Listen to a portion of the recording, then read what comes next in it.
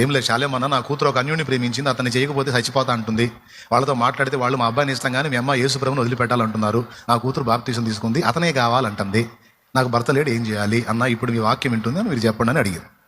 నిజంగా నా వాక్యం వినే ఆ భక్తురాలికి నేను చెప్పేది ఏంటంటే, అమ్మా భక్తురాలా, ఇప్పుడు యేసు ప్రభు కావాలా, నువ్వు లవ్ చేసినోడు కావాలో నువ్వే తెలుసుకో.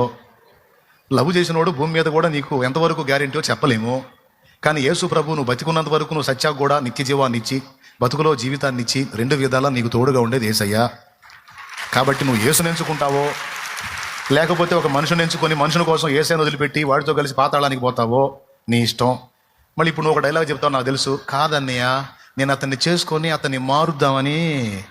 ఇట్లాంటి డైలాగులు ఏమి ఉండవు. వాడు నువ్వు మార్చేదేమో కానీ నిన్ను పట్టుకొని వాడు మారతాడు, నువ్వు వాడు చెప్పింది చేయకపోతే. ఏమండి, హిందీలో మారంటే కొట్టు. కాబట్టి వాడు మారటమేమో కానీ నిన్ను మారతాడు. కాబట్టి ఆలోచించుకోమ్మా. ఆ చెత్త వ్యవహారాలు వదిలిపెట్టి, ఈ ప్రేమ దోమ అనే ఈ శరీర వాంఛాయుతమైన వ్యవహారాలు వదిలిపెట్టి యేసయ్యని ప్రేమించు. యేసయ్య వైపు చూడు. తగిన కాలం ముందు మంచి భాగస్వామిని యేసయ్య నీకు ఇస్తాడు. మంచి లైఫ్ దొరికింది. పర్సన్ని ప్రేమించి యేసయ్యను వదిలిపెట్టావంటే రేపు ఆ చేసుకున్నోడు నిన్ను ఎంతవరకు అయినా చేస్తాడో తెలియదు.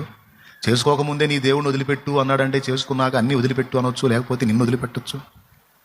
కాబట్టి దయచేసి అట్లాంటి స్థితిలో ఎవరైనా ఉంటే, యేసు ప్రభుని వదిలిపెట్టి ఒక మనిషిని కోరుకొని ఒక అన్యుడిని ఆశ్రయించి వెళ్ళారంటే వాళ్ళు శాపగ్రస్తులని బైబిల్ చెప్పింది. చూపించదా?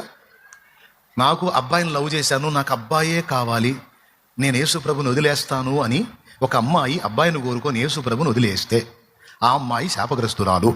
ఒక అమ్మాయిని కోరుకొని ఆ అమ్మాయి కోసం నేను యేసు ప్రభుని కూడా వదిలేస్తానని ఒక అబ్బాయి ఫిక్స్ అయితే వాడు శాపగ్రస్తుడు అని నేను కాదు, బైబిల్ ఇర్మియా గ్రంథం 17:5 చెప్పింది. చూసుకోండి. యెహోవా ఇలాగూ సెలవిచ్చుచున్నాడు, నరులను ఆశ్రయించి శరీరులను తనకు ఆధారముగా చేసుకొనుచు తన హృదయమును యెహోవా మీద నుండి తొలగించుకుని వాడు శాపగ్రస్తుడు. శాపం కావాలో లేకపోతే మనుషుల్ని పక్కన పెట్టి దేవుణ్ణి హత్తుకొని దీవెనలు పొందుతావో నీ ఇష్టం.